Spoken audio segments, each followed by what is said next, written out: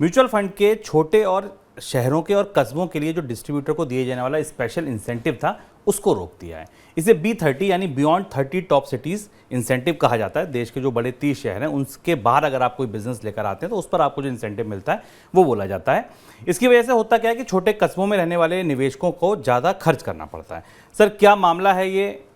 सेबी ने mutual fund का या फाइनेंशियल इंक्लूजन का विस्तार करने के लिए म्यूचुअल फंड कंपनियों को एक नए तरीके की व्यवस्था की इजाज़त दी थी। उस व्यवस्था के तहत जो देश के 30 बड़े शहर हैं, इसके अलावा छोटे कस्बों में अगर कोई म्यूचुअल फंड अपना म्यूचुअल फंड बेच रहा होता है तो वहाँ पर एक स्पेशल इंसेंटिव दिया जाता है म्यूचुअल फंड को प्रमोट करने के लिए एजेंट्स को। और इसके लिए वहाँ लोगों से 0.30% का जो रिटेल इनफ्लो है 2 लाख रुपए तक का, उस पर एक एडिशनल एक्सपेंस फ़ी लगाई जाती है। वो एक्सपेंस फ़ी लगाकर उस पैसे को म्यूचुअल फंड की बिक्री की बढ़ोतरी में खर्च किया जाता है। सेबी का मानना यह है कि इस नियम का, इस इंसेंटिव की प्रक्रिया का दुरुपयोग हो रहा है और इसलिए सेबी ने अब ये प्रक्रिया बंद कर दी है। यानी छोटे कस्बों में भी अब म्यूचुअल फंड लगभग उसी तरह से बिकेंगे, उन्हीं नियमों के तरीके से बिकेंगे जैसे कि बड़े शहरों में बेचे जाते थे। और सेबी ने यह कहा है कि जो म्यूचुअल फंड्स की एसोसिएशन है MFI, उससे कहा है कि वो जो मिसयूज़ हो रहा है इस B30 इंसेंटिव स्कीम का,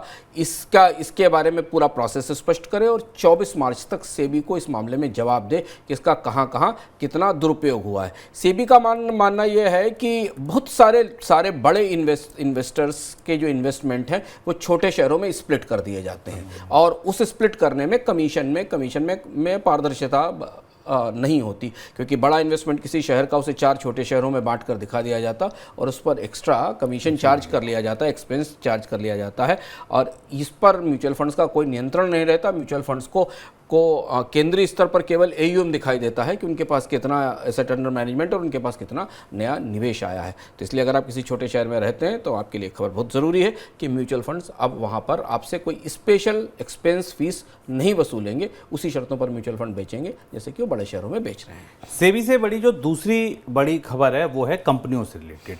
सेबी कंपनियों के ढांचे में बड़ा परिवर्तन करने जा रहा है। इससे कम हिस्सेदारी रखने वाले लोगों को भी कंपनी का प्रमोटर माना जाएगा। ऐसे फैसले से प्रोफेशनली मैनेजमेंट कंपनियों की संख्या में कमी आ सकती है, साथ में स्टार्टअप पर इसका बड़ा असर भी हो सकता है, ऐसा माना जा रहा है। पहले ये समझते बदलाव क्या है।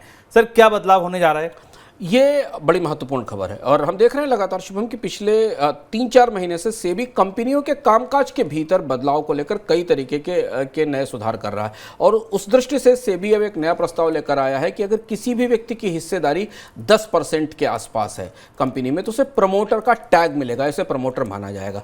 अभी तक की जो मौजूदा स्थिति है उसमें 25% की हिस्सेदारी होने पर उसे प्रमोटर का टैग मिलता है। 10% का निवेश तो बहुत सारे लोगों का हो सकता है पर वो निवेशक माने जाते हैं, स्ट्रेटेजिक इन्वेस्टर माने जाते हैं और 25% के प्रमोटर की इक्विटी के साथ वो किसी रेजोल्यूशन को ब्लॉक कर सकते हैं, वो कई सारे कंट्रोल्स को इन्फ्लुएंस कर सकते हैं, उनको प्रमोटर माना जाता है। सेबी की ये जो प्रस्ताव सेबी ने रखा है, इस प्रस्ताव के बाद काफ़ी उथल पुथल है कंपनियों के बीच में, खासतौर से नई कंपनियों के मामले में, स्टार्टअप कंपनियों के बारे में, क्योंकि स्टार्टअप कंपनियों ने अपनी छोटी छोटी हिस्सेदारी कई लोगों को बेच रखी है। अभी भी अगर आप कुछ बड़ी स्टार्टअप कंपनियों को करीब से देखें तो वहाँ जो घोषित प्रमोटर्स है उनकी हिस्सेदारी भी 25% से कम है, 20% से कम है, 14-15% के आसपास हिस्सेदारी है। पर सेबी का मानना यह है कि जिनकी हिस्सेदारी 10% से ज़्यादा है उन्हें प्रमोटर के दायरे में लाया जाना चाहिए।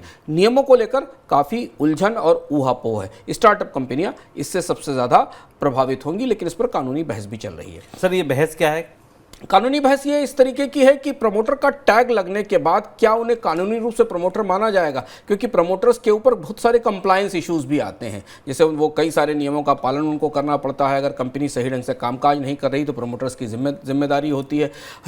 जो मौजूदा रेगुलेशन है उस हिसाब से प्रमोटर्स को पोस्ट इशू 20% का कैपिटल होना चाहिए उनके पास। जब कंपनी अपना पब्लिक इशू ला चुकी है उसके बाद 20% का कैपिटल होना चाहिए।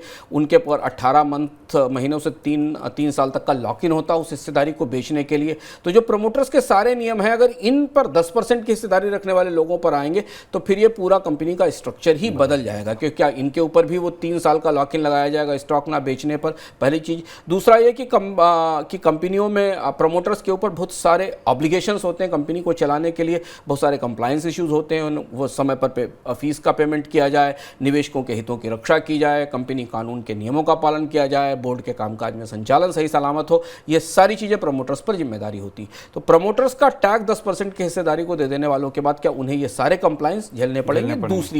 दूसरा विषय। और तीसरा महत्वपूर्ण विषय ये कि इससे अभी स्पष्ट नहीं है कि बहुत सारी कंपनियों में निवेशकों ने, विदेशी निवेशकों ने, निवेश संस्थाओं ने भी 10% तक हिस्सेदारी ले रखी है। उनका निवेश कंपनियों में बाजार के माध्यम से 10% तक की हिस्सेदारी का है।